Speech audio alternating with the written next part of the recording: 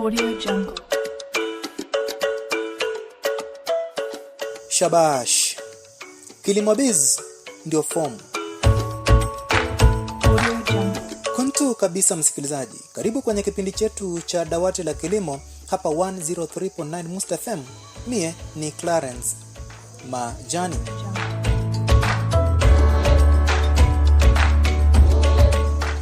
Leo tunaangazia solar panel. Solar panel ni nini? Naam. Hiki ni kifaa chenye seli maalum zinazoitwa photovoltaic PV cells. Seli hizi hutengenezwa na mwanga wa jua. Elektroni hizo husababisha mtiririko wa umeme wa moja kwa moja kwa maana ya DC, yani direct current.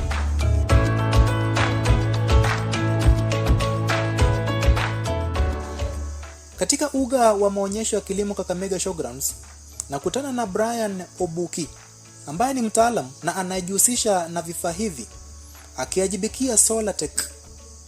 Msikilizaji, ni vyema tuelewe kuwa solar panels zinaweza pia kutumika kwa ukulima.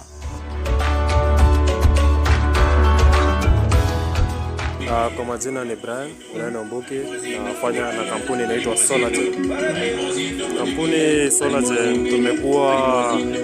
tumekuwa around zaidi ya miaka 10 na tuna deal sana na hizi solar products.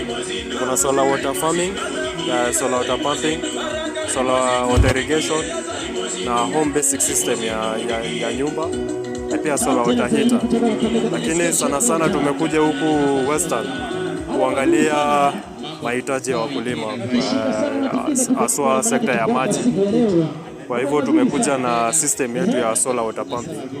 Sasa hii inaweza saidiaje mkulima? Inasaidia mkulima kwa vile atakosa kugharamia zile pesa za KPLC. Kwa sababu solar, ukiangalia sana solar ku set up initial capital yake iko juu. But ukiangalia the long end ama the long term itakuwa inatumia pesa kiasi sana kulingana, ukijaribu kucompare na KPLC gharama yake iko chini. Kwa hivyo na maji iko readily supplied.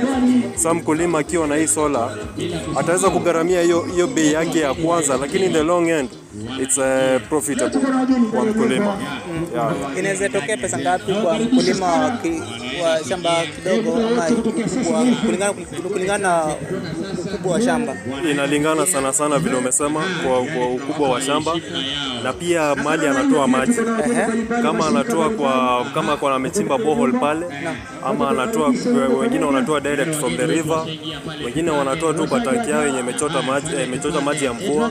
So inalingana na ile source of water mali anatoa maji. Ndio tunaweza weka hiyo pump kulingana na hiyo urefu wake. Sasa urefu pia tunakuwa vitu tunaangalia mali anatoa maji, ukubwa wa shamba, mahitaji yake ya maji, anataka maji ya kiasi gani kila siku. Sana hizo ndo tunaangalia. Sasa kwa mfano eka moja hivi inaweza hitaji nini?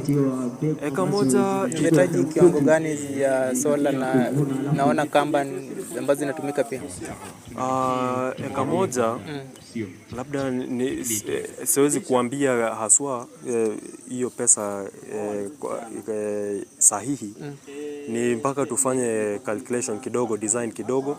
Lakini estimate tunaweza pia around 100,000 mpaka 150,000. 300,000. Naam.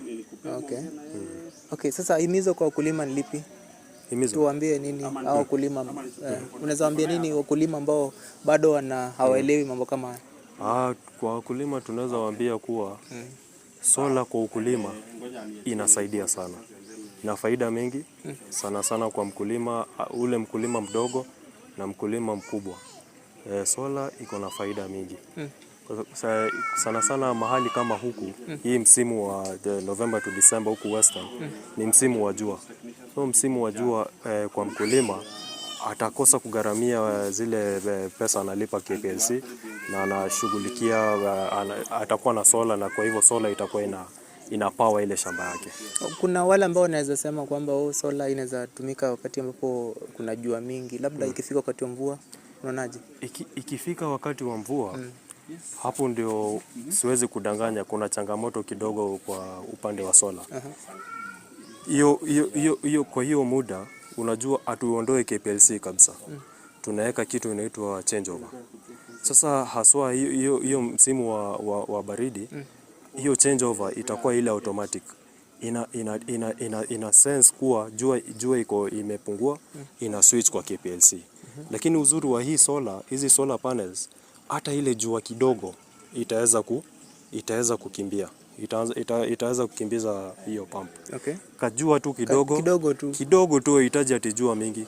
Jua tu kidogo itashika hii solar, itanasa hiyo jua, alafu itaweza kukimbiza pump. Jua hata 1 hour 2 hours ushajaza tank sana kama uko na tank, alafu kutoka hiyo tank unatumia maji kutoka. Na bado si ati ni mambo na ukulima tu, bado solar inaweza tumika kwa mambo mengine. Sio kwa ukulima peke yake, kwa boma, kuna ile ya kuchemsha maji, ile solar water heater. Okay. Tunashughulikia hizo vitu zote. Naam. Tukimalizia neno la mwisho, jinsi ambavyo wanaweza wafikia. Tuko pale mtandaoni, kama ukitusearch ni solargentechnologies.com. Ofisi zetu ziko pale Nairobi, hapo mahali panaitwa Cabanas, hapo City Cabanas hapo. Lakini sasa unaacha City Cabanas unaingia mahali inaitwa Kiang'ombe, hapo Mombasa Road. Ofisi zetu ziko hapo. Na pia tuko pale Nairobi, lakini pia tunafanya kazi all over the country. Okay. Tuko na wateja pale Northern, zile pale Mandera huko, pale Turkana, Lodwar. Tumefanya kazi na watu wa Central. Sasa hizi tuko hapa Kakamega, ambao products zetu haziko, tunajaribu kupush products zetu huko Kakamega ndiposa ziweze kusaidia wakulima wa huko pia. Umesema bado solar inaweza saidia hata kuliko mambo na wale ambao wanategemea power ingine ya stima. Inaweza saidia. Inaweza saidia. Solar inasaidia sana. Inasaidia mteja. Hiyo pesa ya KPLC ya gharama inapunguza. Tunafanya kitu inaitwa cost cutting. Okay. Anapunguza hiyo bei. Asante. Rudia jina lako kwako alafu tukimaliza. Jina langu ni Brian Ombuki, nafanya kazi na Solargent Technologies.